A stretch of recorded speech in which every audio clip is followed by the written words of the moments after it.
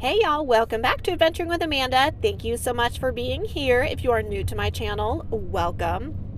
Y'all, this is not a driving tour of Quartzsite. I have done one before. I have done a part 1 and a part 2 if you're interested in a tour of Quartzsite and everything it has to offer.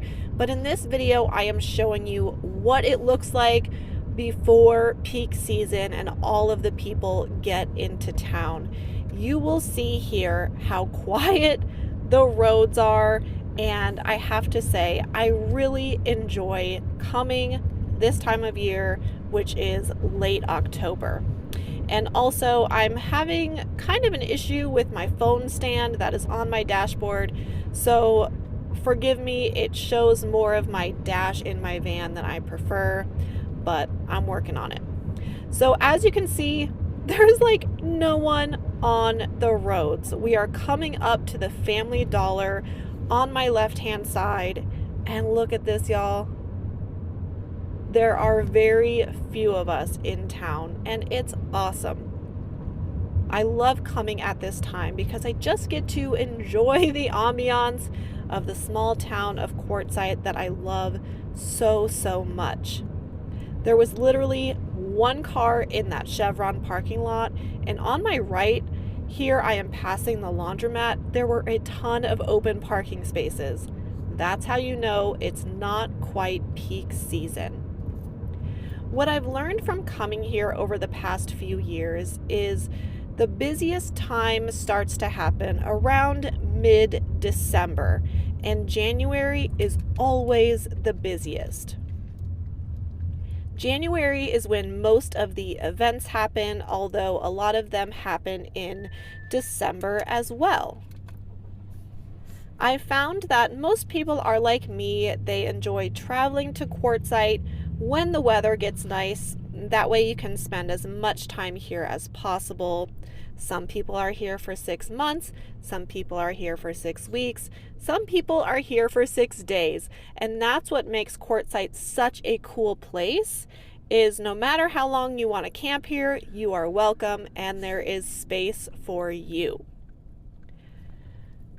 During this time, before it gets busy, I believe today is October 29th maybe, not all of the vendors and small businesses are open yet. A lot of them open November 1st, but everywhere is different, and sometimes the vendors on the street corners do change. For example, I didn't see the wood carving sign on the corner that I was just sitting at. I did not see that business, but it might be somewhere else. It may have relocated, or maybe it will open somewhere later in the season. Look at these streets, y'all. They can be crowded and slowed down during the peak season. The speed limit here is 35 miles per hour. Of course, it is a small town, but it can be full of off-road vehicles, Class A's, and everything in between.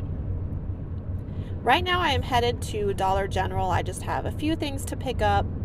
I prefer it to the Family Dollar. Everything out here is overpriced, to be honest with you, but I feel like Dollar General has a pretty good variety of items, and today I just need some foodstuffs, mouse traps, hopefully, and a couple of other items. So I enjoy stopping at this location to get some stuff I need.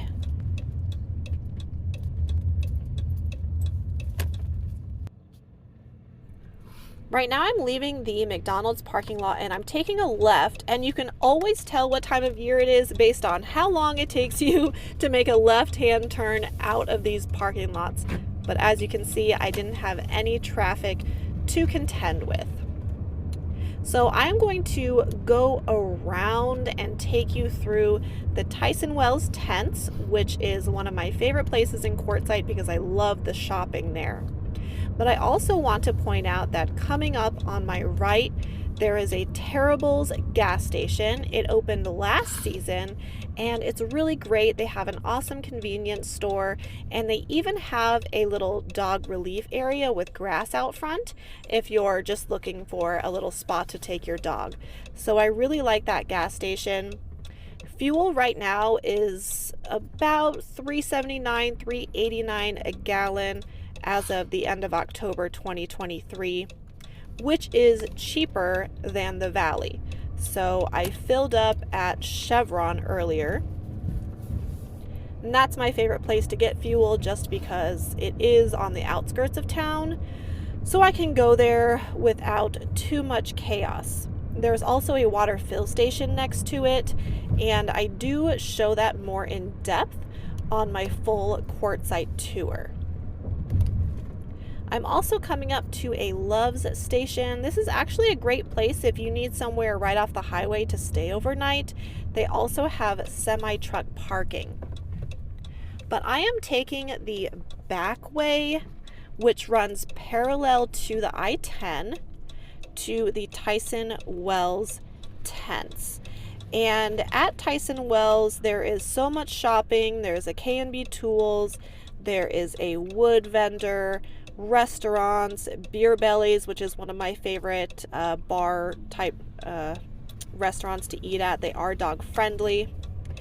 And behind the tents is where the big tent show happens. The big RV tent show happens in December or January. I forget which month it is. But I've never been able to go because I literally can't find parking whenever I try. Last season, I tried to go for 3 days. I couldn't find a parking spot literally anywhere, like not even one that I could walk a distance. It was a little bit crazy. But I do want to show you what the tents look like before everything is set up, because this area gets very congested on the weekends, and if it's something that you want to check out, I highly recommend going during the week. I really like taking Wynston there. It's nice to take him like in his carrier or in a stroller so I can shop and enjoy his company without him peeing on stuff or worrying about other dogs, etc. So like I said, we are traveling parallel to the I-10 right now, heading east, and we will be coming up to Tyson Wells.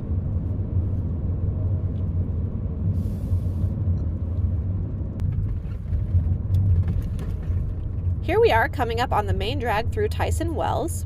There is some street parking and also dirt parking lots, but they get full. They get absolutely full. And this whole area will be filled with vendors and food trucks and everything you can imagine. And I had to adjust my dash cam holder there. But this is it, and it will be packed to the brim with people by the time the middle of December comes around. The light I'm coming up to is the 95, so if you head south, you will hit all of the long-term visitor areas. On my right here is a new RV resort. They actually built it out last season, but no one's there. It is a gated RV community, and it looks like there's a ton of hookups. They have a website to reserve a space, but I don't know if it's open or what the deal is. So I'll be interested to see what happens with that, especially because it's almost November 1st already. But I know that if that spot opens, it will be very popular for RV hookups. Now, as I head down Kewen Street here, I do want to remind you that I have an Adventuring with Amanda Facebook group. Everybody's welcome, so be sure to join that if you're interested. And on Facebook, you do have to answer 2 questions to get approved to the group, but we have about 300 members there, and I really enjoy the discussion and ideas that we have. As well as a Quartzsite tour and a playlist on my channel, I made a video the other day about factors to consider if you're on the fence about coming to Quartzsite.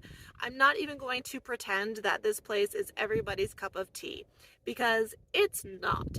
But it's often used as a hub for nomads in the winter, because you can go north to Parker, south to Yuma, east to Phoenix, west to California. up to Lake Havasu, so there are lots of surrounding options if and when you get bored of the Quartzsite area. I typically get here at the end of October and I hang around through January or so. Whoop! The wind is going to take over my tripod.